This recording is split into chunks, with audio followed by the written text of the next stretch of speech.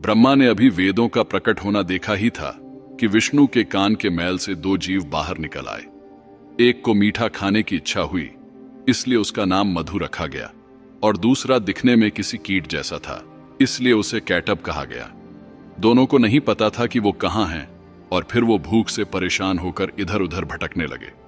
चारों तरफ बस अनंत जल था। दोनों ने उस जल से पोषक तत्व लेना शुरू किया, जिससे वो बहुत ताकतवर हो गए। उनके शरीर बड़े होते गए और उनके साथ उनका अहंकार भी। अहंकार में डूबे मधु और कैटब ने खुद को उस स्थान का मालिक समझ लिया और ब्रह्मांड की खोज शुरू कर दी। घूमते घूमते वो ब्रह्मा के पास पहुंचे, जो अपने कमल के ऊपर विराजमान थे। दोनों भाइयों ने क्रोध में आकर ब्रह्मा से पूछा, तुम कौन हो? यह आसन केवल महान लोगों के लिए है, और तुम यहां कैसे बैठे हो? यह सुनकर ब्रह्मा ने कुछ नहीं कहा, जिससे वो और गुस्से में आ गए।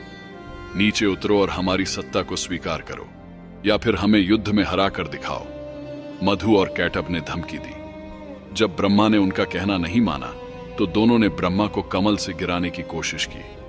उन्होंने कमल की नाल को जोर से हिलाना शुरू कर दिया।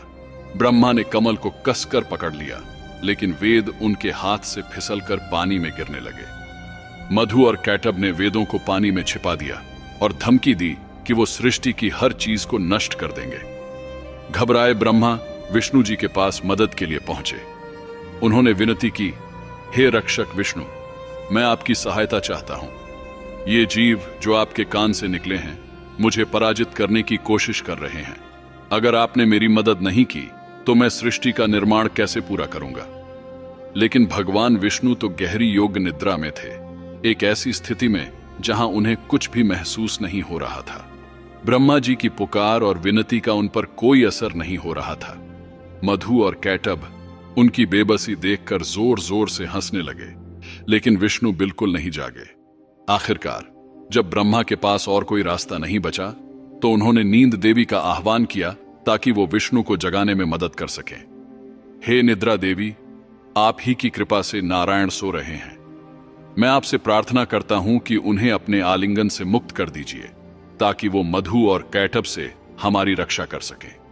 इन दोनों ने अपनी इंद्रियों के प्रभाव में आकर कुछ अनुचित करने की इच्छा पाल ली है।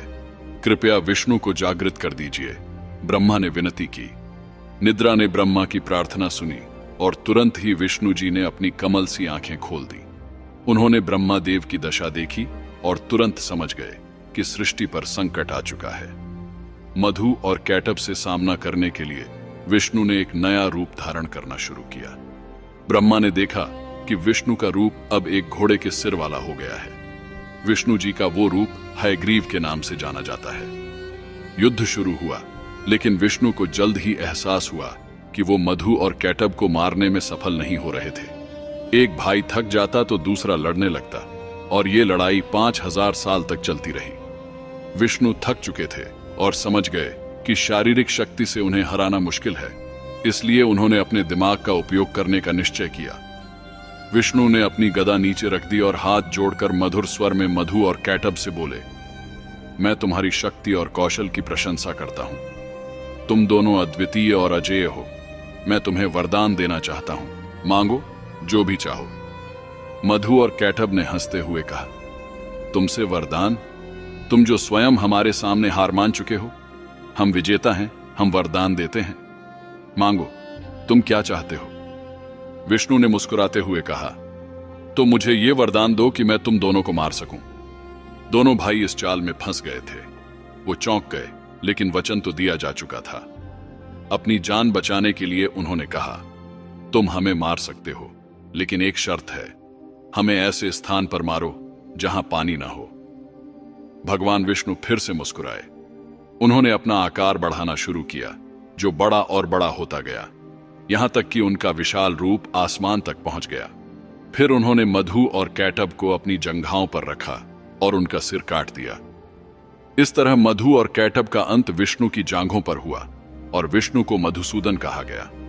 ब्रह्मा बोले, लगता है कि जितना मैं सृजन करूंगा, उतनी ही विनाशकारी शक्तियां जन्म लेंगी।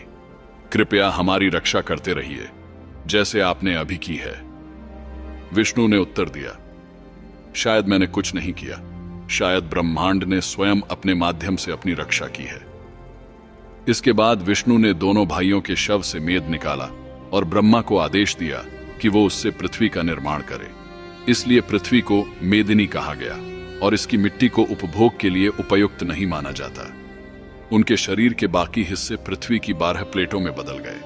ब्रह्मा ने पुनः सृष्टि की रचना शुरू की, लेकिन उन्हें नहीं पता था कि उनकी परेशानियां अब भी खत्म नहीं हुई थी, बल्कि असली समस्याएं तो अब शुरू होने वाली थी।